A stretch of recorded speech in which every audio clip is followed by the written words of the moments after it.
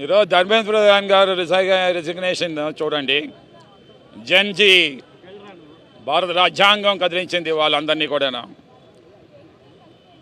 So అదే మాదిరిగా అంత పెద్ద యూనియన్ మినిస్టరే రిజిగ్నేషన్ అందిస్తే బాధ్యత వహించి మరి లోకేష్ కూడా అనేక రకాలుగా ఈ వైఎస్ఆర్సీపీ పార్టీ అనేక ధర్నాల్లో పోరాటం చేసింది.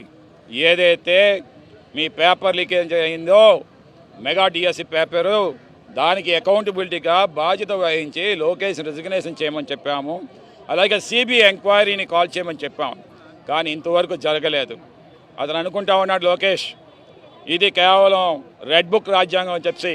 But Lokesh, you are being governed by Babasaheb Ambedkar రాజ్యాంగం, Babasaheb Ambedkar Indian constituency. Indian constitution is not an instrument for the government to restrain the people. It's an instrument for the people to restrain the government. The people are eye watching you. It's a whistleblower. This from Dharmendra Pradhan's resignation is a whistleblower for you. A day will come for you also, and we demand resignation from your side. ఈ రోజు భారీ ఎత్తున వాసుపల్లి గణేష్ కుమార్ గారు ఆధ్వర్యంలో YSRCP శ్రేణులందరూ students ఎక్కువగా వచ్చి ఇక్కడ నిరసన తెలిపారు. ఈరోజు ఢిల్లీలో ఏదైతే జరిగిందో నీటికి వాళ్ళందరూ ఎలాగైతే ఫస్ట్ టైం ఆయన మోడీ గారు వాళ్ళు కాక్రోచ్తో పోల్చారు, అదేం చేస్తుందిలే అనుకున్నారు.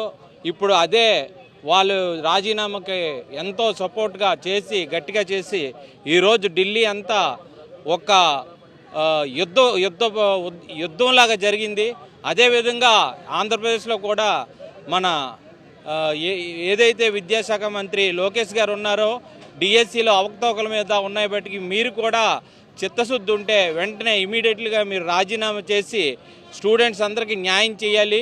మీరు ఏదో అమౌంట్ ఉంది, మీ దగ్గర బాగా డబ్బు ఉందని అనుకోకుండా పేద పిల్లలందరినీ వదిలేసి ఈరోజు లీకేజ్ చేసి మీకు కావాల్సిన వాళ్ళు నార్మల్ గేమ్స్ ఆడిన వాళ్ళని, ప్యాకెట్ ఆడిన వాళ్ళని, ఈ గేమ్స్ ఆ గేమ్స్ అని చెప్పి వాళ్ళందరూ సెలెక్ట్ చేసి ఈరోజు మీరు ఎలాగైతే వాళ్ళకు ఉద్యోగాలు ఇచ్చారో మీరు నిజంగా మీరు చిత్తశుద్ధి ఉంటే ఇమీడియట్గా లోకేష్ గారిని రాజీనామా చేయమని వైఎస్ఆర్సీపీ తరఫున నేను డిమాండ్ చేస్తున్నాను. ఈరోజు కూటమి ప్రభుత్వానికి వాళ్ళ బాధ్యతలు గుర్తు చేయాలి అంటే జగన్మోహన్ రెడ్డి గారే ఉండాలి ప్రతిదానికిను.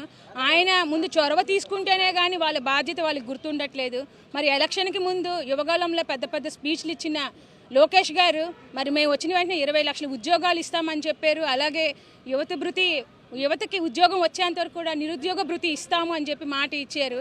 ఈరోజు అన్ని కళ్ళబొల్లి మాటలు చెప్పి ఈరోజు గద్దెకెక్కిన మీరు మెగా డిఎస్సి అని చెప్పి దగా డిఎస్సితోని నిజంగాను మరి పాపం యువతకు తెలీదు. మీరు మామూలుగా తొక్కుడు బిల్ల కోతు కొమ్మచ్చి ఆటలు ఆడినా కూడా స్పోర్ట్స్ కోటా ఇస్తారని వాళ్ళకి తెలియదండి. కష్టపడి చదివిన యువత అంతా కూడా ఈరోజు నిజంగా మోసపోయారు. వాళ్ళకి ముందు తెలుసున్న ఆ చిన్న చిన్న ఆటలు నేర్చుకుందరేమో.